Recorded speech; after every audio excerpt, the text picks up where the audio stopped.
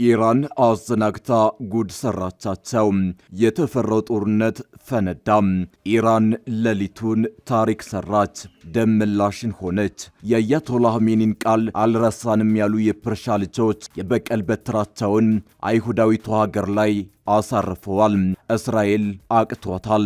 ድንገተኛውን ጥቃት መመከት ተስኗት ጉልበቷ ሲብረከረክ ታይታለች። የሚሳኤል ዶፍ ቴል አቪቭን እየቀጠቀጣት ነው።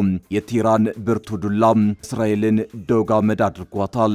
ትራምፕ እንደ ጲላጦስ ከደሙ ንጹህ ነኝ የለሁበትም ብለዋል። ኔታንያሁ በኢራን ድንገተኛ መብረቃዊ ጥቃት ድንጋጤ ውስጥ ገብተዋል።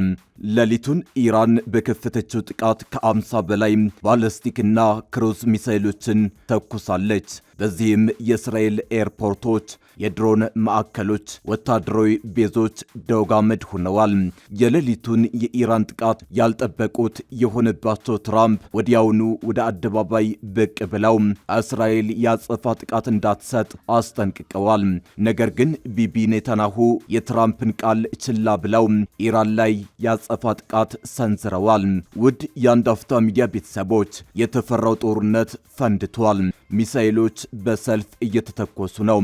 ኢራን የደበቀቻቸውን ሚሳኤሎች አውጥታ እስራኤል ላይ አሳርፋለች። ጥቃቱ ከዋሽንግተን እስከ ቴል አቪቭ ታላቅ ድንጋጤን ፈጥሯል።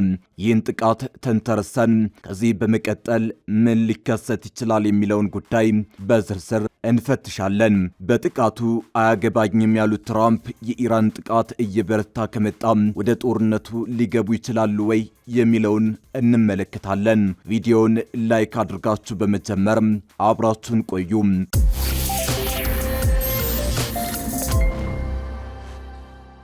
የኢራን የትናንት ሌሊቱ ጥቃት ፍጹም ያልታሰበና ያልተጠበቀ ነበር። ዓለም የሚያውቀው ኢራን አርፋ መቀመጧን ነበር። የሆነው ግን በተቃራኒው ነው።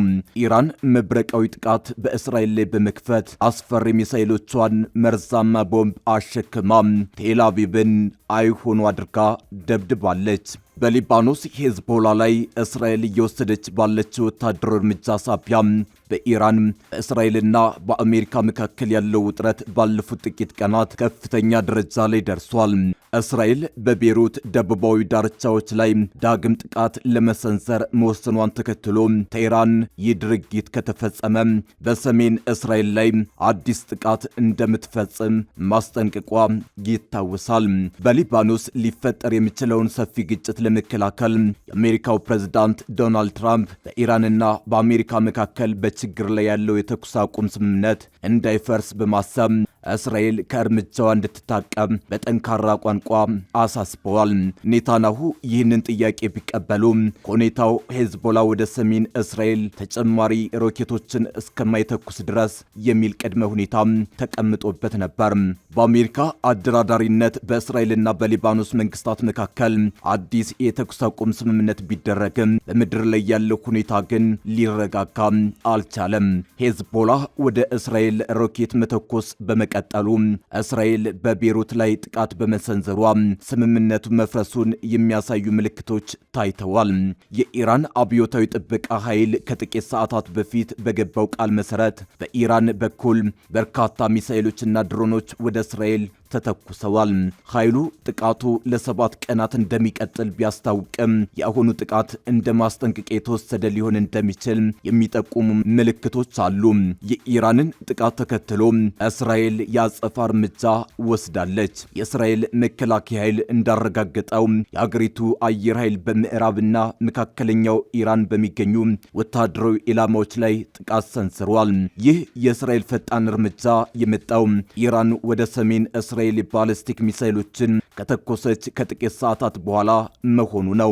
የአካባቢው የዜና አውታሮች እንደዘገቡት በኢራን ዋና ከተማ ቴህራን እንዲሁም በታብሪዝ እና ኢስፋን ከተሞች የከባድ ፍንዳታ ድምጾች ተሰምተዋል። ትናንት ሌሊት ኢራን በእስራኤል ላይ የፈጸመችው የሚሳይል ጥቃትና የእስራኤል ያጸፋ ድብደባ ባለፈው ሚያዝያ ወር ላይ ተደርሶ የነበረውን የተኩስ አቁም ስምምነት አደጋ ላይ የጣለ ሲሆን የቀጠናው ትኩሳት ወደ ሙሉ ጦርነት የመመለስ ከፍተኛ ስጋት ውስጥ መውደቁ እየተነገረ ነው። የአሁኑ ፍንዳታ የተቀሰቀሰው እስራኤል በቤሩት የሂዝቦላ ይዞታዎች ላይ ጥቃት መፈጸሟን ተከትሎ ኢራን የአየር ክልሏን ዘግታ በቁጥር በርካታ የሆኑ የሚሳኤል ጥቃቶችን በእስራኤል ወታደራዊ የአየር ማረፊያዎች ላይ በመሰንዘሯ ነው። ይህንን ተከትሎ እስራኤልም ወዲያውኑ በምዕራብና ማዕከላዊ ኢራን በሚገኙ ወታደራዊ ይዞታዎች እንዲሁም በማሃሻር በሚገኝ የፔትሮኬሚካል ማምረቻ ላይ የበቀል የአየር ጥቃት ፈጽማለች። ይህ የቀጠናው አዲስ ትኩሳት ወደሚከተሉት ዋና ዋና አቅጣጫዎች ሊያመራ እንደሚችል የፖለቲካና የውጭ ጉዳይ ተንታኞች ይሞክታሉ። የመጀመሪያው የተኩስ አቁም ስምምነቱ ሙሉ በሙሉ መፍረስ፣ የስምምነቱ መናጋት ነው። ከየካቲት ወር ጀምሮ በአሜሪካ እስራኤልና በኢራን መካከል ሲካሄድ የነበረው ጦርነት በፓኪስታን አደራዳሪነት በታወጀው የኤፕሪል 8 ጊዜያዊ የተኩስ አቁም ጋብ ብሎ የቆየ ቢሆንም የአሁኑ ቀጥተኛ ጥቃት ስምምነቱን ለህልውና አደጋ አጋልጦታል። የተኪ ኃይሎች መነሳሳት ሌላው ጉዳይ ነው። በየመን የሚገኙት የኢራን ደጋፊ የሁቲ አማጽያን በእስራኤል ላይ የሚሳኤል ጥቃት መፈጸማቸውንና በቀይ ባህር ላይ በእስራኤል ንብረትነት በተመዘገቡ መርከቦች ላይ ሙሉ እገዳ መጣላቸውን ማወጃቸው ግጭቱን የብዙ ወገን ያደርገዋል። የአሜሪካው ፕሬዝዳንት ዶናልድ ትራምፕ ለእስራኤሉ ጠቅላይ ሚኒስትር ቤንያሚን ኔታንያሁ የአጸፋ ጥቃት እንዳይፈጽሙ መምከራቸውና ለኢራንም ወደ ድርድር ጠረጴዛ ተመለሽ ማለታቸው ቢዘገብም እስራኤል ግን ምክሩን ወደ ጎን በመተው ጥቃት ሰንዝራለች። ትራምፕ ይህ ግጭት አሁንም በሂደት ላይ ያለውን የሰላም ንግግር አያሰናክለውም የሚል እምነት አላቸው። ነገር ግን ኢራን ለተከታታይ 7 ቀናት እስራኤል ላይ ጥቃት እንደምትሰነዝር ማሳወቋ የትራምፕን እምነት ውሃ ውስጥ የሚከት ነው። የፓኪስታን እና ኳታር የሽምግልና ጥረት። የፓኪስታን የሀገር ውስጥ ጉዳይ ሚኒስትርና የኳታር ጠቅላይ ሚኒስትር አሁንም ውጥረቱን ለማርገብ ከኢራን ባለስልጣናት ጋር አስቸኳይ ንግግሮችን እያደረጉ ይገኛሉ። ጥቃቱን ተከትሎ የዓለም አቀፍ የነዳጅ ገበያ በአንድ ጀንበር ከ3% በላይ በመጨመር በአንድ በርሜል ከ$96 በላይ ሆኗል። ኢራን የዓለምን የነዳጅና የተፈጥሮ ጋዝ 1/5 የንግድ መስመር በሆነው በሆርሙዝ የባህር ሰርጥ ላይ ቁጥጥሯን ለማጠናከር መሞከሯ በዓለም አቀፍ የንግድ ፍሰት ላይ ከፍተኛ ስጋት መጣሉ ተነግሯል። ውጥረቱ ወደ ቀድሞ ሰፊ ጦርነት የማምራት እድሉ ሰፊ ቢሆንም እንደ ቢቢሲና አልጀዚራ ዘገባዎች ከሆነ አሜሪካና የአረብ ሀገራት በዲፕሎማሲያዊ መንገድ ግጭቱ ከዚህ በላይ እንዳይሰፋ ለማድረግ ከፍተኛ ጥረት እያደረጉ ነው። ትናንት ሌሊት የተከሰተውን አዲስ የሚሳኤል ድብደባ ተከትሎ የፕሬዝዳንት ዶናልድ ትራምፕ አስተዳደር ግጭቱ ወደ ከፋ ደረጃ እንዳይሸጋገርና የጀመረው የሰላም ድርድር እንዳይፈርስ ለማድረግ ዲፕሎማሲያዊና ወታደራዊ ጫናዎችን በአንድነት የመጠቀም ቀጣይ እርምጃዎችን እየወሰደ ይገኛል። የትራምፕ አስተዳደር እየወሰዳቸው ወይም ወደፊት ይከተላቸዋል ተብለው የሚጠበቁ ዋና ዋና እርምጃዎች የሚከተሉት ናቸው። አንደኛ፣ በእስራኤል ላይ ድርድርን የመቀበል ግልጽ ጫና ማሳደርና እስራኤልን መገሰጽ። ፕሬዝዳንት ትራምፕ ለእስራኤሉ ጠቅላይ ሚኒስትር ቤንያሚን ኔታንያሁ ቢቢ በቀጥታ ስልክ በመደወል አጸፋዊ ጥቃት እንዳይሰነዝሩ ጠንከር ያለ ምክር ሰጠው ነበር።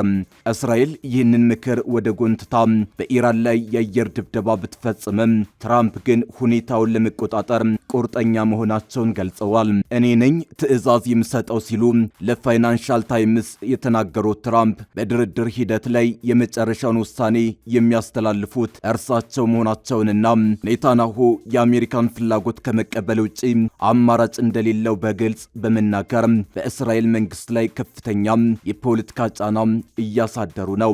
ሁለተኛው ደግሞ በኢራን ላይ ወደ ድርድር ጠረጴዛ ተመለሽ የሚል ማስጠንቀቂያ መስጠት ነው። ትራምፕ ለኢራን በሰጡት መግለጫ ሚሳኤሎቻችሁን ተኩሳችኋል፣ ያ ይበቃል፣ አሁን ወደ ድርድር ጠረጴዛው ተመለሱና ስምምነት አድርጉ በማለት ውጥረቱን በአስቸኳይ እንዲያረግቡ አሳስበዋል። የአሁኑ ጥቃት በእቅድ ላይ ያለውን የሰላም ስምምነት እንደማያደናቅፈው ትራምፕ አረጋግጠዋል። አሜሪካ ከኢራን ጋር እያደረገች ያለችው ቀጥተኛ ያልሆነ የሰላም ንግግር እንዲቀጥል ትፈልጋለች። በሶስተኛ በሁለተኛነት ደረጃ ደግሞ የኢኮኖሚ ማዕቀቦችን እንደ መደራደሪያ መጠቀም ነው። ትራምፕ ከኤንቢሲ ጋር ባደረጉት ቃለ ምልልስ እንደገለጹት ዘላቂ የሰላም ስምምነት ላይ ሳይደረስ አሜሪካ በኢራን የጣለችውን የኢኮኖሚ ማዕቀብ አታነሳም ወይም የታገደባትን ገንዘብ አትለቅም። ማዕቀቡ ሊቀል የሚችለው ኢራን ቀጣይ ግጭቶችን ካቆመችና መልካም ባህሪ ካሳየች ብቻ እንደሆነ በመግለጽ የኢኮኖሚ ጫናውን እንደ ዋና ዲፕሎማሲያዊ መሳሪያ እየተጠቀሙበት ነው። በሌላ በኩል በአራተኛ ደረጃ ደግሞ የቀይ ባህር ወታደራዊ ከበባን መቀጠልና የባህር ላይ እገዳ ነው። በአንድ በኩል ዲፕሎማሲያዊ ጥረት እየተደረገ ቢሆንም አሜሪካ በኢራን ዙሪያ የጣለቻቸውን የባህር ላይ ወታደራዊ ከበባ ድርድሩ ሙሉ በሙሉ እልባት እስኪያገኝ ድረስ እንደማታነሳ አስታውቃለች። ይህ እርምጃ የሁቲ አማጽያንን እንቅስቃሴ ለመግታት ጭምር የሚያገለግል ነው። በአጠቃላይ የትራምፕ አስተዳደር በእስራኤል ላይ ዲፕሎማሲያዊ ጫና፣ በኢራን ላይ ደግሞ ማዕቀብና ወታደራዊ ከበባ በማድረግ ሁለቱንም ወገኖች ወደ ኤፕሪል ወር የተኩስ አቁም ስምምነት ለመመለስ እየገፋፋ ይገኛል። ትራምፕ ከሌሊቱ የኢራን መጠነ ሰፊ ጥቃት በኋላ ነገሩን ማለዘብ የፈለጉት በየካቲቱ ጦርነት የአሜሪካ ጦር ክፉኛ በመጎዳቱ እንደሆነ የሚገልጹ ተንታኞች አሉ። ለዚህም ለአብነት የሚያስቀምጡት ከአንድ ሳምንት በፊት ቢቢሲ ያደረገውን የምርመራ ዘገባ በዋቢነት በመጥቀስ ነው። የቢቢሲ የምርመራ ቡድን ከአንድ ሳምንት በፊት ባጋራው የምርመራ ሪፖርት የአሜሪካ ጦር ከሚታሰበውና ከተገለጸው በላይ ኪሳራ ማስተናገዱን ይገልጻል። ኢራን ከየካቲት ወር መጨረሻ ጀምሮ በመካከለኛው ምስራቅ በሚገኙ 8 ሀገራት ውስጥ የሚገኙ ቁልፍ የአሜሪካ ወታደራዊ ማዕከላትን ኢላማ አድርጋ በፈጸመቻቸው ጥቃቶች ዘመናዊ የአየር መከላከያ ስርዓቶችን፣ በአየር ላይ ነዳጅ የሚሞሉ አውሮፕላኖችንና ራዳሮችን በመምታት በሚሊዮኖች የሚቆጠር ዶላር ውድመት አድርሳለች። ኢራን የአሜሪካና የእስራኤል ጥቃቶችን ለመበቀል ባለፉት 3 ወራት በኢራቅና በሊባኖስ ያሉትን ጨምሮ በመካከለኛው ምስራቅ ሀገራት ውስጥ የሚገኙ የአሜሪካ ጦር ሰፈሮችና የጋራ ወታደራዊ ተቋማትን ኢላማ አድርጋለች። የአሜሪካ የመከላከያ መስሪያ ቤት ፔንታገን ኤፒክ ፊውሪ ባለው ዘመቻ ከተከፈተበት ጊዜ ጀምሮ በኢራን ውስጥ ከ13000 በላይ ኢላማዎች መመታታቸውን ገልጿል። በኢራን ጥቃት ጉዳት የደረሰባቸው ወታደራዊ ተቋማት የሚገኙት በሳውዲ አረቢያ፣ በተባበሩት አረብ ኤሚሬትስ፣ በኳታር፣ በኩዌት፣ በኢራቅ፣ በዮርዳኖስ፣ በባህሬንና በኦማን ነው። የጥቃት ኢላማ የሆኑት ማዕከላት ትክክለኛው አሃዝ ከፍተኛ ሊሆን የሚችል ቢሆንም አንዳንድ ተንታኞች ቁጥሩን እስከ 28 ያደርሱታል።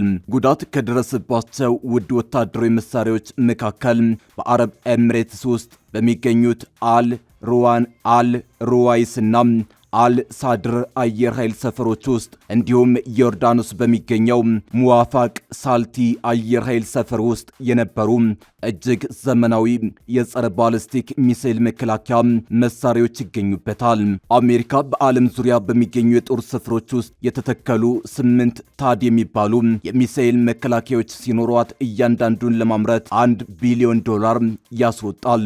እነዚህ የጸረ ሚሳኤል መከላከያዎች እያንዳንዳቸው 100 የሚሆኑ ወታደሮች ባለው ቡድን የሚንቀሳቀስ ሲሆን በአንድ ዙር የሚተኩሷቸው ጸረ ሚሳኤሎች $12.7 ሚሊዮን ያስወጣሉ። የአየርላንድ ጦር ኃይሎች የቀድሞው አዛዥ ምክትል አድሚራል ማርክ ሜሊት ለቢቢሲ ቬሪፋይ እንደተናገሩት ሚሳኤል ጥቃት መከላከያዎቹ እጅግ ውስብስብ የሆነ ቀጠናዊ መከላከያ ስርዓት አካል በመሆናቸው በፍጥነት ወይም በቀላሉ ሊተኩ የማይችሉ ናቸው ብለዋል። በጦርነቱ ወቅት በተደጋጋሚ ጥቃት በተፈጸመበት በአንደኛው ጦር ሰፈር ውስጥ የሚገኙ የነዳጅ ማከማቻዎች፣ የአውሮፕላን መጠለያዎችና የወታደሮች መኖሪያዎች መውደማቸውን ተንታኞች ከሳተላይት ምስሎች ተመልክተዋል። በተጨማሪም ካምፕ አሪፊጃን በተባለው ወታደራዊ ሰፈር ውስጥ በሚገኝ የሳተላይት ግንኙነት መሳሪያ ላይ ከፍተኛ ውድመት መድረሱን የመከላከያ ደህንነት መረጃ ኩባንያ የሆነው የንስ ያገኘው መረጃ አሳይቷል። በአሜሪካ ወታደራዊ ሰፈሮች ላይ የደረሰውን የጉዳት መጠን ለማወቅ አስቸጋሪ ቢሆንም ከሳምንታት በፊት በፔንታገን ያወጣው ግምት ለኢራን ጦርነት አጠቃላይ $29 ቢሊዮን ማውጣቱን አስቀምጧል። ከዚህ ውስጥ አብዛኛው ወጪ በጦርነቱ ለወደሙ መሳሪያዎች ጥገና ወይም መተኪያ እንደሚውል ይጠበቃል። ነገር ግን የፕሬዝዳንት ትራምፕ ተቃዋሚ የሆኑት ዲሞክራቶች ይህ አሃዝ ምናልባት ዝቅተኛ ግምት ሊሆን እንደሚችል ይናገራሉ። ሪፖርቱ ጨምሮ ጦርነቱ ከተጀመረበት ከየካቲት ወር አንስቶ ኤፍ-15 እና ኤፍ-35 ተዋጊ ጀቶችን 24 ኤምኪው 9 ሪፐር ድሮኖችን እንዲሁም ኤ-10 አጥቂ አውሮፕላንን ጨምሮ ቢያንስ 42 አውሮፕላኖች ወድመዋል ወይም ተጎድተዋል ሲል አረጋግጧል። የአሜሪካ ጦር ሰራዊት ከሚጠቀምባቸው ውድ የጦር መሳሪያዎች ጋር ሲነጻጸር ኢራን በመካከለኛው ምስራቅ በሚገኙ ኢላማዎች ላይ በፈጸመችው ጥቃት ርካሽና በቀላሉ የሚተኩ ድሮኖችን እንደምትጠቀም ተዘግቧል።